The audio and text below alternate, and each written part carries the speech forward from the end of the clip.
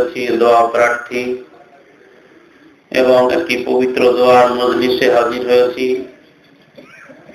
আল্লাহ পাক রব্বুল আলামিনের অত্যন্ত দয়ায় এই বর্ষাকালের মধ্যেও আমরা যে বসে আছি তার জন্য কোটি কোটি লাখ লাখ শুকরিয়া জানাই, সকলে বলি আলহামদুলিল্লাহ। তারপরে দরুদ ও সালাম জানাই সেই নবী পাক সাল্লাল্লাহু আলাইহি ওয়াসাল্লামের প্রতি, সকলে বলি আল্লাহুম্মা আমিন। ভাই আমার সংক্ষিপ্ত কিছু আলোচনা দোয়ার মজলিস, যেহেতু এখানে যে আলোচনা হবে, যে উপদেশ দেওয়া হবে, সে উপদেশ দেওয়ার আগেই আপনাদিগকে মহান আল্লাহ উপদেশ দিয়েছেন। অর্থাৎ যত রকমের ওয়াজ নসিহত আমরা শুনি না কেন, সব থেকে শ্রেষ্ঠ উপদেশ, শ্রেষ্ঠ নসিহত হলো মৃত্যু।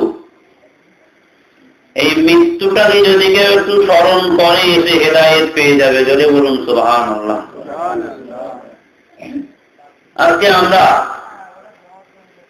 বলছিলেন পূর্বের হজরত অনেক গুরুত্বপূর্ণ কথা। আমরা যদি কেউ মারা যায়, নানান রকমের কথা বলতে শুরু করি। আমার ছোট সন্তানকে আল্লাহ তুমি নিলে, আমাকে কেন নিলে না? আল্লাহর সঙ্গে আমরা তাকব করি, শিরকি মূলক কথা বলে থাকি। অথচ প্রকৃতপক্ষে একজন ঈমানদার মানুষ যিনি হবেন, একজন আল্লাহওয়ালা মানুষ যিনি হবেন, তার নিজের ছোট্ট সন্তান থেকে শুরু করে, আব্বা মা থেকে শুরু করে যত নিকট আত্মীয়ই মারা যাক না কেন, তিনি স্বতঃস্ফূর্ত মনে প্রাণে বাক্যে মুখ দিয়ে বলবেন ইন্না লিল্লাহি ওয়া ইন্না ইলাইহি রাজিউন। শুধু মৃত্যু নয়, ঈমানদার ব্যক্তির সম্মুখে যে কোনো ধরনের বিপদ হাজির হলে সে স্বাগত মনে ইন্না লিল্লাহ পাঠ করবে। কিন্তু ঈমানের যদি ঘাটতি থাকে, তাহলে বিভিন্ন রকমের কথা আমরা বলে থাকব। ভালো করে খেয়াল করুন, মনে রাখবেন, পৃথিবী থেকে সবাইকে চলে যেতে হবে, কিন্তু মহান আল্লাহ পাক রব্বুল আলামিন আমাদিগকে এত ভালোবাসেন, এত তার দয়া আমাদের প্রতি, কোন বান্দা জাহান্নামের আগুনে জ্বলুক এটা তিনি চান না। এজন্য অনেক সুন্দর সুন্দর তিনি দিক নির্দেশনা, অফার আমাদেরকে দিয়েছেন। মহান আল্লাহ পাক রব্বুল আলামিন কোরআন শরীফের মধ্যে ঘোষণা করেছেন, হে পৃথিবীর মানব মণ্ডলী, তোমরা খেয়াল করো যে সময় তোমাদেরকে দেওয়া হয়েছে, যে মানব জীবনের সময় অত্যন্ত গুরুত্বপূর্ণ একটা জিনিস। এই নির্দিষ্ট সময় প্রত্যেকের জন্য বেঁধে দেওয়া হয়েছে। সময় অত্যন্ত মূল্যবান জিনিস।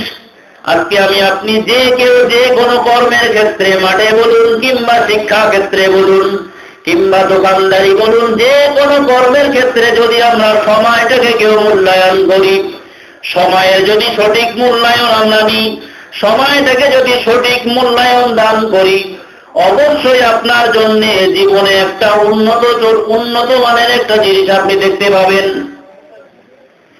কালের সঙ্গে, সময়ের সঙ্গে যদি কেউ বিয়াদবি করে, তাস খেলে, গান শুনে নিজের ইচ্ছা মতো ড্যান্ডান ঘুরে ঘুরে ঘুরে যারা বেড়াবে, সময়কে যারা অপচয় করবে, এই সময়ও একদিন তাদেরকে কাটিয়ে ছাড়বে। পক্ষান্তরে কোন ব্যক্তি যদি সময়টাকে সঠিক মূল্যায়ন করে, আল্লাহ পাক রব্বুল আলামিন এই সময়টাকে সঠিক মূল্যায়ন করার কারণে ওই সময়ও একদিন বান্দাকে হাসির মুখটাকে দেখাবেন। জোরে বলুন সুবহানাল্লাহ। সেই জন্য কোরআন শরীফের ছোট্ট একটি সূরা আমি আপনি যদি একটু অন্তঃকরণ থেকে বুঝতে পারি, অবশ্যই আমার আপনার জীবনে হেদায়েত হতে অব্যর্থভাবে হওয়াই স্বাভাবিক।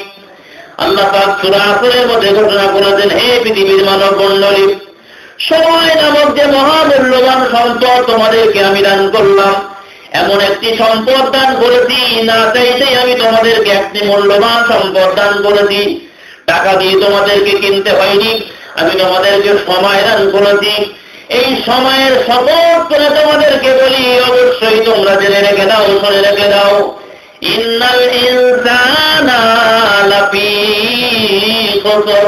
হে পৃথিবীর মানব মণ্ডলী, সমস্ত মানব মণ্ডলী, পৃথিবীতে যত মানব মণ্ডলী যে কেউ থাকুক না কেন, প্রত্যেকেই অবশ্যই তারা ক্ষতিগ্রস্ত।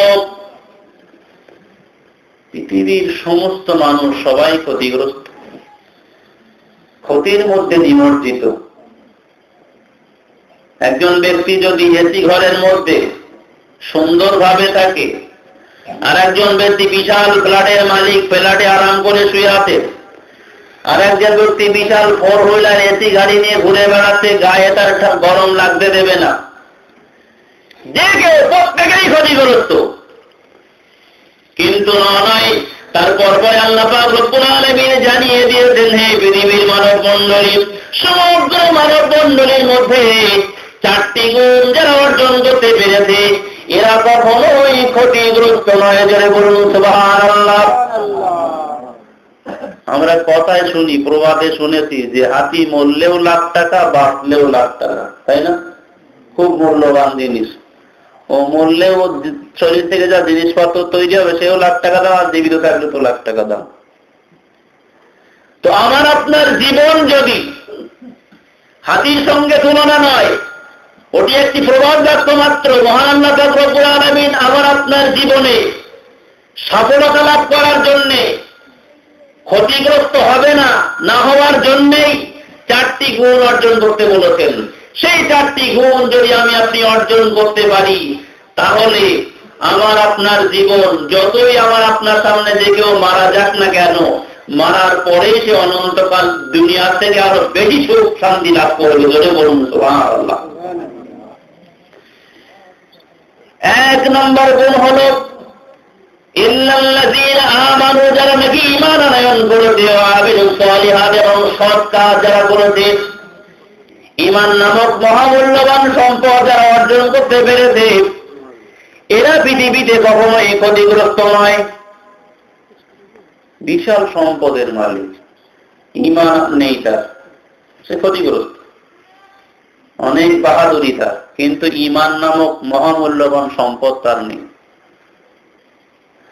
আজকে আমার আপনার মধ্যে ঈমান আছে কিনা মাঝে মধ্যে টেস্ট করতে হবে। ঈমান আজকে ঈমানদার বলে আমরা যতই দাবি করি, ঈমান মুখে স্বীকার করলে শুধু হবে না, অন্তর থেকে আল্লাহকে বিশ্বাস করলে হবে না। 3 নম্বর গুরুত্বপূর্ণ কাজ, এটা বাস্তবে পালন করা। বাস্তবে যদি আপনি আল্লাহ পাক রব্বুল আলামিনকে আল্লাহ বলে স্বীকার করলেন, তার হুকুমকে যদি আপনি না মানেন, তাহলে আল্লাহর সঙ্গে ঠাট্টা বিদ্রোহী করা হবে।